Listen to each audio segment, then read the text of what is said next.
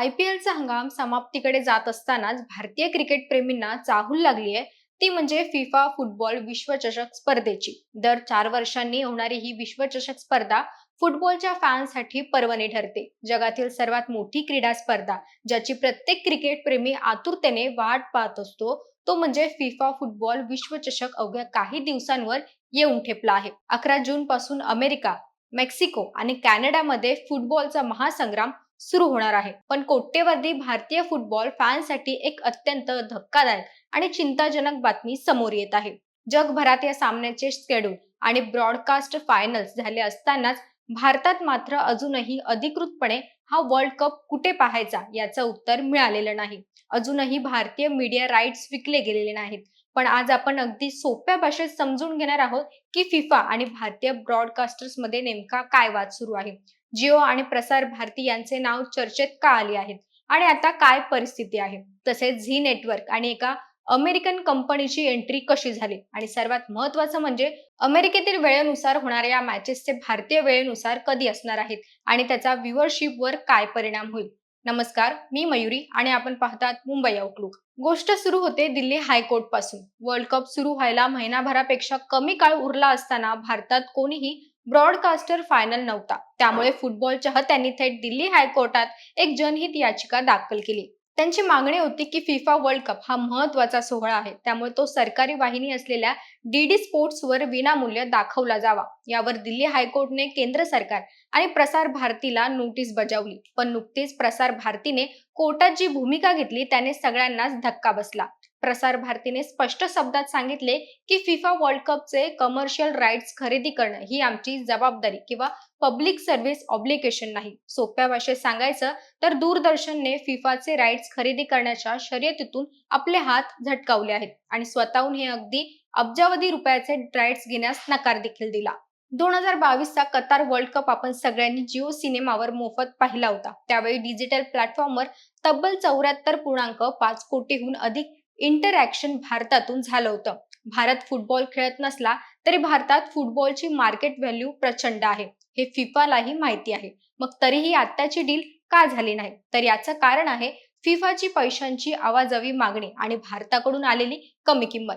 फिफाने 2026 आणि 2030 या 2 वर्ल्ड कपच्या भारतीय उपखंडातील मीडिया राईट्ससाठी तब्बल 100 दशलक्ष डॉलर्स म्हणजे सुमारे 830 कोटी रुपये मागितले होते. एवढी मोठी रक्कम देण्यास भारतातील कोणत्याही ब्रॉडकास्टर्सने उत्सुकता दाखवली नाही. सोनीने तर थेट नकार दिला. सूत्रांच्या माहितीनुसार रिलायन्स आणि जी हॉटस्टार समूहाने फिफाला 20 ते 25 दशलक्ष डॉलर्स सुमारे 165 ते 200 कोटी रुपयांची ऑफर दिली. जिओ हॉटस्टार ती ऑफर खूपच कमी वाटल्याने फिफाने ती फेटाळून लावली. पण भारतात कोणीही खरीदारी मिळत नसल्याने पाहून फिफाने आपली मागणी थेट 35 दशलक्ष डॉलर्सवर सुमारे 290 कोटी रुपयांवर आणली.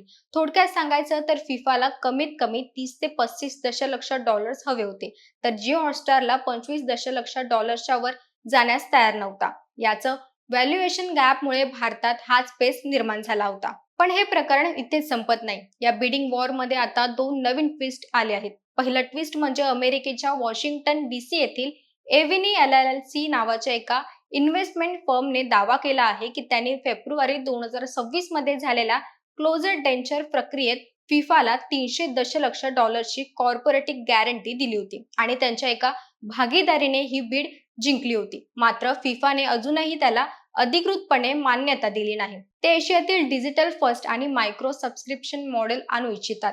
दुसरी आणि सर्वात मोठी आणि महत्त्वाची बातमी म्हणजे झी एंटरटेनमेंटची एंट्री. गेल्या दशकापासून स्पोर्ट्स आणि ब्रॉडकास्टिंग पासून दूर असलेल्या झी समूहाने पुन्हा एकदा क्रिकेट विश्वात धमाका करण्यासाठी फिफाच्या अधिकाऱ्यांशी भारतात थेट चर्चा केली आहे.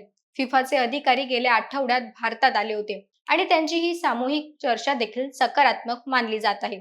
झी कॅफे किंवा अँड फ्लेक्स सारख्या वाहिन्यांना स्पोर्ट्स चॅनल मध्ये बदलून झी या सामन्यांचे प्रसारण करू इच्छिते.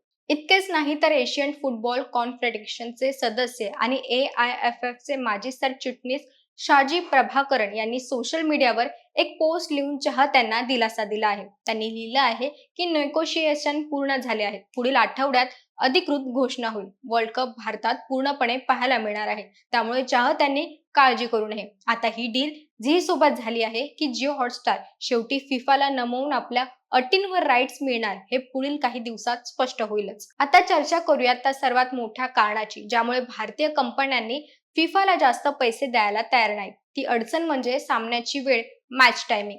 हा विश्वचषक उत्तर अमेरिकेत म्हणजे USA आणि मेक्सिको आणि कॅनडामध्ये होत आहे. भारत आणि अमेरिके यांच्यात वेळ साधारण 11 ते 12 तासांचा फरक आहे. या विश्वचषकात एकूण 104 सामने होणार आहेत.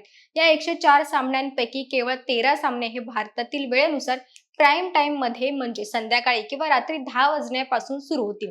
उर्वरित सर्व सामने हे मध्यरात्री 12 वाजल्यापासून ते पहाटे अगदी सकाळी 9:30 वाजेपर्यंत खेळले जाणार आहेत. आता विचार करा, मेसी आणि रोनाल्डोची मॅच जर पहाटे 3 वाजता किंवा सकाळी 4 वाजता असेल तर भारतातील किती लोक ती पाहतील? रात्री उशिरा आणि पहाटेच्या वेळेमुळे टीव्हीवर फॅमिली ऑडियन्स मिळणं कठीण होईल. जर व्ह्युअर्स कमी असेल तर कंपन्या ब्रॉडकास्टर्सला जाहिरातीसाठी कोट्यवधी रुपये देणार नाहीत. क्रिकेटच्या IPL सारखा नफा इथे ब्रॉडकास्टर्सना कमी होणार आहे.